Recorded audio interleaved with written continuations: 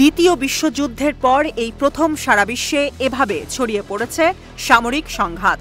সঙ্গে প্রস্তুত হচ্ছে নতুন প্রযুক্তির লেজার অস্ত্র, সাশ্রয়ী আর ক্ষেপণাস্ত্র প্রতিরক্ষা ব্যবস্থার কার্যকর বিকল্প হিসেবে জায়গা করে নিচ্ছে বিভিন্ন দেশের প্রতিরক্ষা ব্যবস্থায়। একসময় সায়েন্স ফিকশনে আবদ্ধ এই লেজার অস্ত্র এখন যুদ্ধক্ষেত্রে হয়ে উঠেছে ব্যাপক পরিচিত।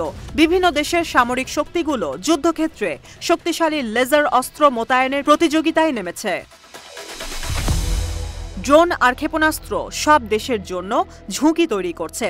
দেশগুলোর এখন নীরবে নিরাপত্তা দেবে এমন সমরাস্ত্র প্রয়োজন, আর সেজন্যই সবাই ঝুঁকছে লেজার অস্ত্রের দিকে। এই লেজার অস্ত্র আলোর চেয়েও দ্রুত গতিতে হামলা করতে সক্ষম। এটি এমন একটি ডিরেক্টেড এনার্জি ওয়েপন যেটা শুধু শক্তি আর আলোকরশ্মি দিয়েই লক্ষ্যবস্তুকে ধ্বংস করে দেয়। সেটা হতে পারে লেজার, মাইক্রোওয়েভ, পার্টিকেল বিম বা সাউন্ড বিম। প্রয়োজন পড়ে না কোনো অস্ত্রের। লেজার অস্ত্র টার্গেট করে ক্ষেপণাস্ত্র, যুদ্ধযান আর optical device. Ballistic, hypersonic cruise ক্ষেপণাস্ত্র আর হাইপারসনিক গ্লাইড যানের হামলা থেকে বাঁচতে ডিরেক্টরেট এনার্জি ওয়েপন তৈরিতে গবেষণা করছে যুক্তরাষ্ট্রের অনেক সংস্থার পাশাপাশি চীন, রাশিয়া, ভারত, ইসরায়েল সহ অনেক দেশ।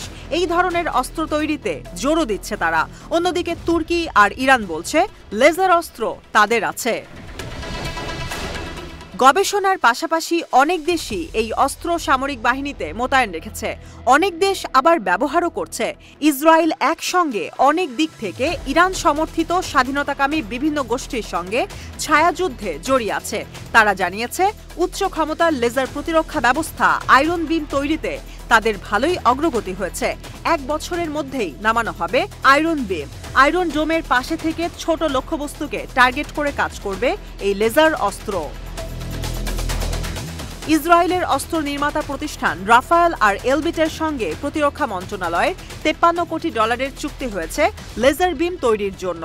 খুব দ্রুতই কোম্পানি আয়রন বসাবে ইসরায়েলের প্রতিরক্ষা ব্যবস্থায়। ইসরায়েলের রকেট ও ড্রোন ধ্বংসে কাজ করা ক্ষেপণাস্ত্রের তুলনায় কম খরচে বেশ ভালো সুরক্ষা দেবে আয়রন বিম। গাজা থেকে বিভিন্ন সশস্ত্র গোষ্ঠী প্রতিদিন $1000 মূল্যের অগণিত রকেট ছোড়ে। সেগুলো ধ্বংসে আয়রন ডোমের খরচ পড়ে $50,000 আর প্যাট্রিয়ট ক্ষেপণাস্ত্রের খরচ পড়ে $30 লাখ পর্যন্ত। অন্যদিকে আয়রন বিম ব্যবহার করলে প্রতিটি ড্রোন বা রকেট ধ্বংসে নেতানিয়াহু সরকারের খরচ পড়বে মাত্র $2। পিছিয়ে নেই যুক্তরাষ্ট্র। এপ্রিলে দেশটির সামরিক বাহিনী জানায় ড্রোন হামলা থেকে বাঁচতে উচ্চ ক্ষমতার লেজার অস্ত্র মোতায়েন করেছে তারা। যুক্তরাষ্ট্রের সামরিক বাহিনী ইতিহাসে প্রথমবারের মতো আকাশ প্রতিরক্ষা ব্যবস্থায় ডিরেক্টেড এনার্জি সিস্টেম মোতায়েন করে। Blue halos locust laser weapon system থেকে তৈরি দ্য পি-হেল দুটি মোতায়েন করেছে যুক্তরাষ্ট্রে। এই লেজার অস্ত্রের মাত্র $3 বিম দিয়ে ড্রোন গলে যায়। সিস্টেমের দাম $1 কোটি। লেজার অস্ত্র প্রযুক্তিতে এগিয়ে যাচ্ছে ব্রিটেন, দক্ষিণ কোরিয়া আর ভারতও। এই সিস্টেমটি মূলত আলোর কণা ফোটনকে উত্তেজিত করে অনেক বেশি পরিমাণে শক্তি উৎপন্ন করে, এরপর লক্ষ্য স্থির করে।